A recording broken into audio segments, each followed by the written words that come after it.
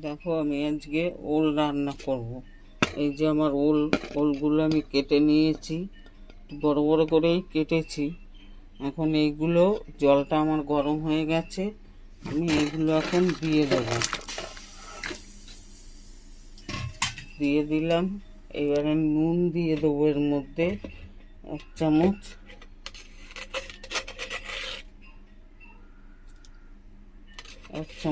নুন দিয়ে দিলাম।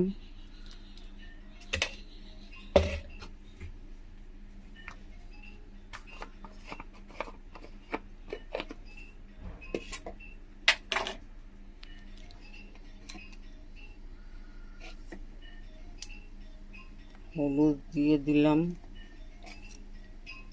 1 চামচ। এবারে আমি একটু এটাকে নেড়ে নেব। তারপরে আমি 8-10টা লঙ্কা দিয়ে দেবো।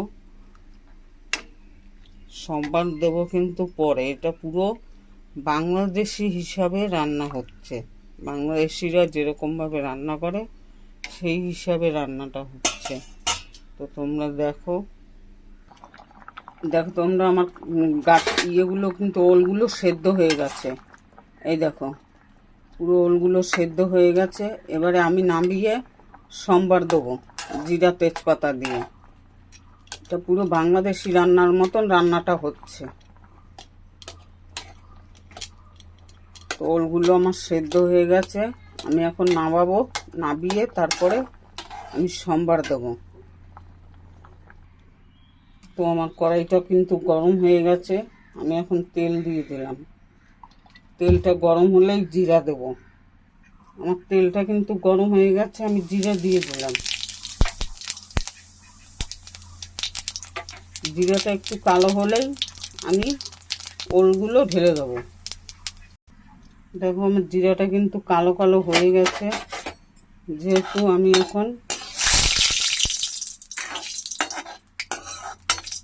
কিছুটা তুলে নিই, তুলে আমি ওলটা একটু তুলে নিই। আর নয় এর মধ্যে ঢাললে তেলটা পুরো উড়ে যাবে।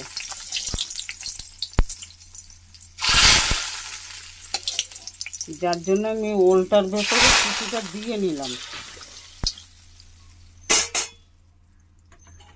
তো আমি এখন ঢেলে দিচ্ছি এর মধ্যে।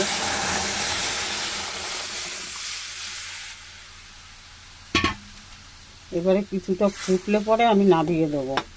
মাছ থাকলে ভালো হতো, যেহেতু আজকে আমার ঘরে মাছ নেই। মাছ দিয়ে রান্না করলেই ওলটা বেশি খেতে ভালো লাগে। তার জন্য আমি জিরের গুঁড়ো আর একটু গরম মশলার গুঁড়ো দেবো, সেটা পরে দেব।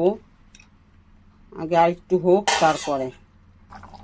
দেখো আমার ওল রান্না করা কিন্তু হয়ে গেছে, সব সেদ্ধ হয়ে গেছে। এবারে আমি ভাজা জিরা গুঁড়ো 1 চামচ আমি এই যে দিয়ে দিলাম।